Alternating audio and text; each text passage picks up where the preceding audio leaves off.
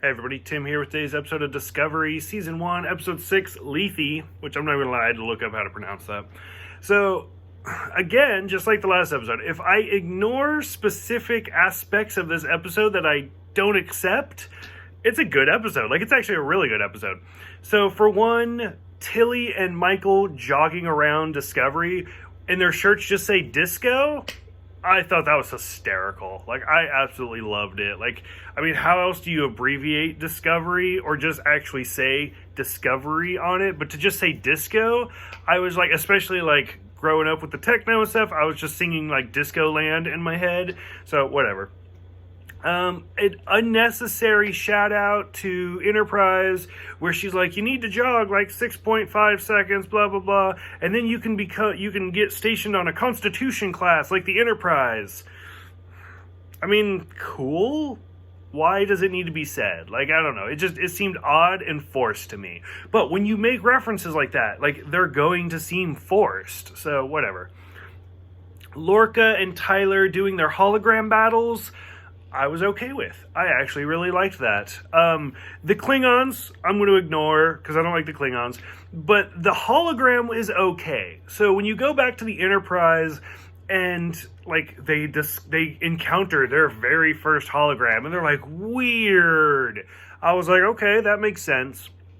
You never see holograms in the original series. And then when you get to the Next Generation, the Enterprise D has one, and everybody's surprised by it. They're like, this is so cool. But that's not the original holodeck. If you actually go back, again, to the original series, there's two references to the holodeck. One is actually the animated series. The Practical Joker, they have a holodeck. So the Enterprise had a holodeck. Boom, done with it. Some people have said in the Naked Now episode, or the Naked Time episode, where the guy's like, we're going to meet at the bowling alley. Some people have said that he was actually talking about the holodeck in that one. So that one's a little iffy. But the animated series, the Enterprise had a holodeck, 100%. Now, was it as good as the Enterprise D? Of course not. It was 100 years before. So, I liked the hologram battle in this, but it was a little too well done. Like, if they had, like, flickered or something, I would have been a little bit happier with it.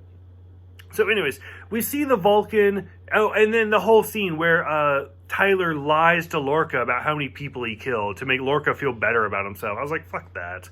So, anyway, the Vulcan tries to kill himself, to kill Sarek.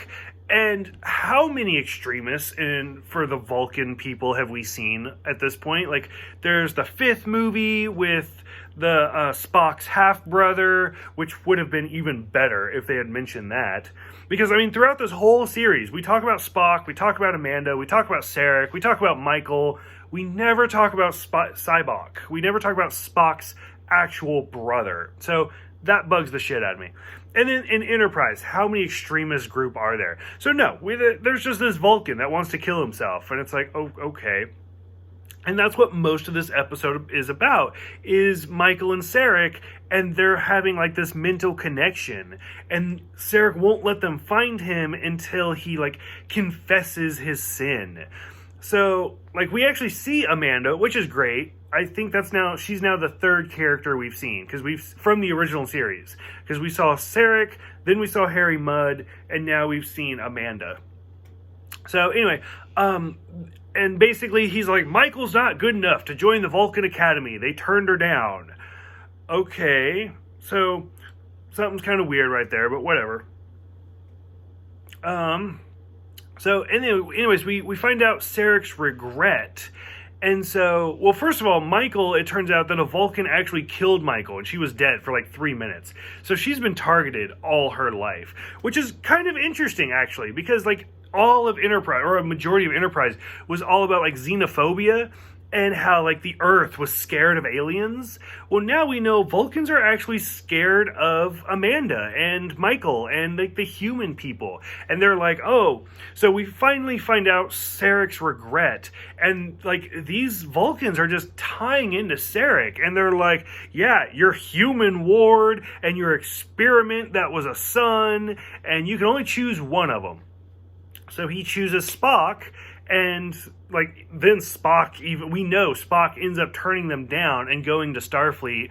So not only did he choose his actual son over Michael, but he ended up losing both of them to Starfleet. So he was just kind of a failure in general. So anyways, evidently Sarek has just been a target for years, and people just don't think he's a good Vulcan. Cornwell wants Lorca to step down, and like the whole, like them sleeping together and that whole subplot was just garbage. I did not care about that at all. But, and then finally, Cornwell actually gets kidnapped, so it's a little bit more interesting. Like, it was kind of weird. Like, we see her, and we see the Klingons talking, and then the mediator race, and then the Klingons just kill everybody, and they're like, okay, she's coming with us.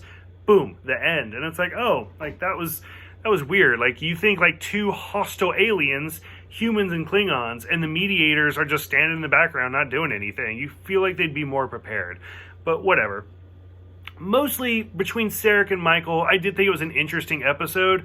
I still am bothered by the fact that that Michael's even a character, and that, like, I mean, not that she's a character, she's an interesting character, but that she does not need to be Sarek's ward. Like, that whole retcon, I don't like it. It did not need to be there. They could have come up with something different.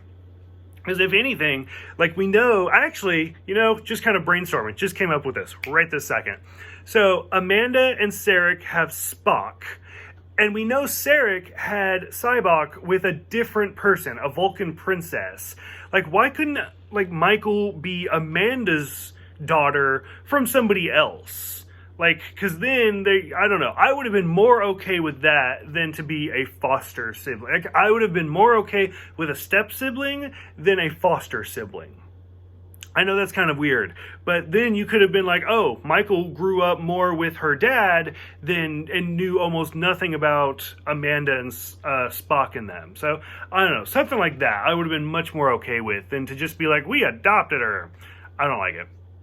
So anyway, I will see you guys next time for Magic to Make the Sanest Man Go Mad.